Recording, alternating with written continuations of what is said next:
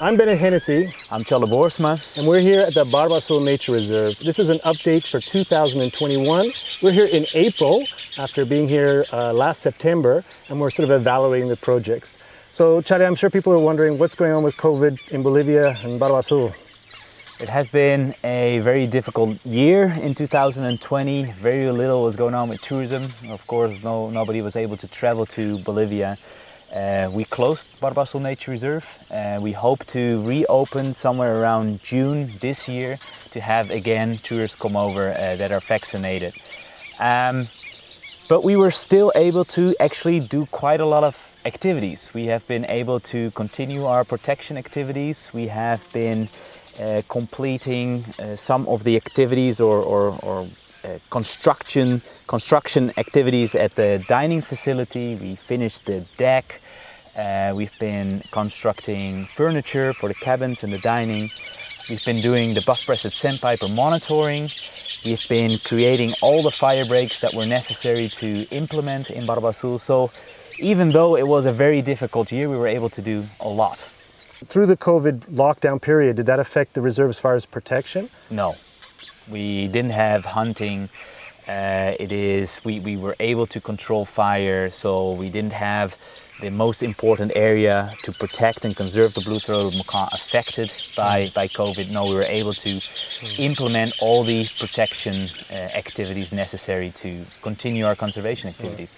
So one of the sort of benefits is we are moving towards having a lot of tourists here, but we still aren't really there. So by not having any tourists last year, it really didn't affect our management budget that much. And we are ready, and we're doing all the little fixings and things so that we will definitely be ready by this year and definitely by next year. We're moving towards sustainably managing Barba Azul Nature Reserve through different means of profit. One is tourism. We're prepared, but it's not there yet. But we're also developing in cattle. How have you been developing on cattle so far? Last year was really good. We're really making that start towards the sustainable cattle ranching that we want to implement in Barba Azul East, a section just dedicated for cattle ranching, where we've been able to purchase around 300 head of cattle, specific cows that are adapted to this ecosystem, that are strong, heavy, and that are helping the reserve with the sustainability. Right. And we're going to explain to you how cattle can be an ecological solution for a private reserve in an upcoming video. Okay, I'm going to get out of the scene, and Charlie's going to tell you some changes that we're doing in Barba Azul Nature Reserve.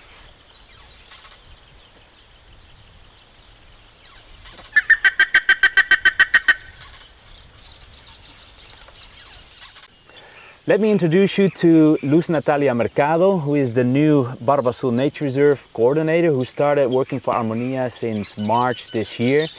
And she is taking over the role I have had for Armonia the last 6 years.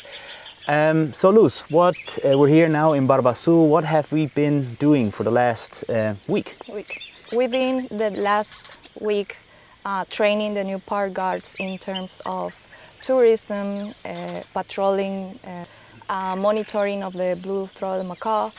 And yeah, it's been a very intense week because we have new people. I'm new myself here, and we're learning about all the work Armonia has been doing in the reserve.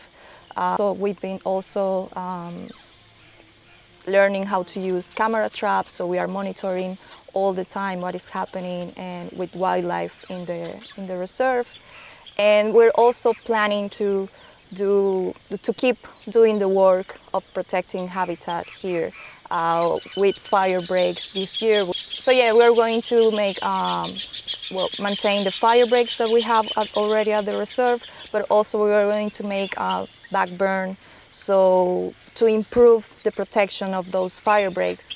And at the same time, we're going to experiment a bit with different patch burnings and to continue to know how biodiversity will be affected by these different grasses and age-class grasses.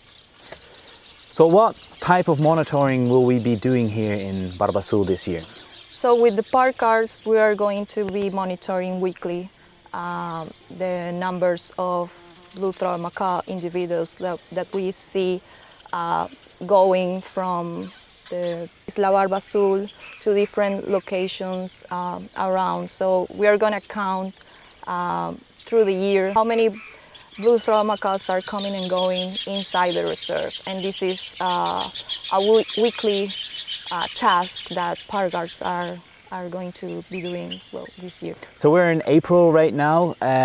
How many macaws have you been observing? So the monitoring during this week, we were able to count 41 blue-throated macaws, and actually that is a really good number.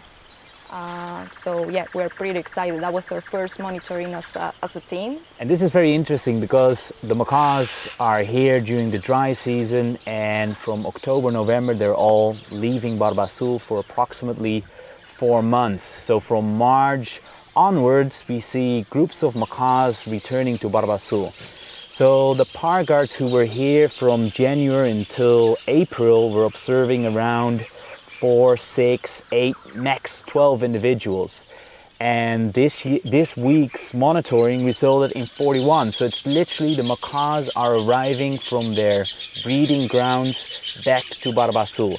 And we should be seeing lots of individuals or juveniles as well recruiting the population here at Barba Azul. So are we also monitoring other types of species, and how do we monitor other types of species? We have set 3 camera traps to monitor different wildlife at the reserve. So the new park guard is a biologist, so he's really interested, and we're all interested to actually implement a systemic way to monitor using these devices. We have set these cameras in 3 different ecosystems to actually see how wildlife may be changing or maybe increasing in abundance, so we can evaluate our protection effort.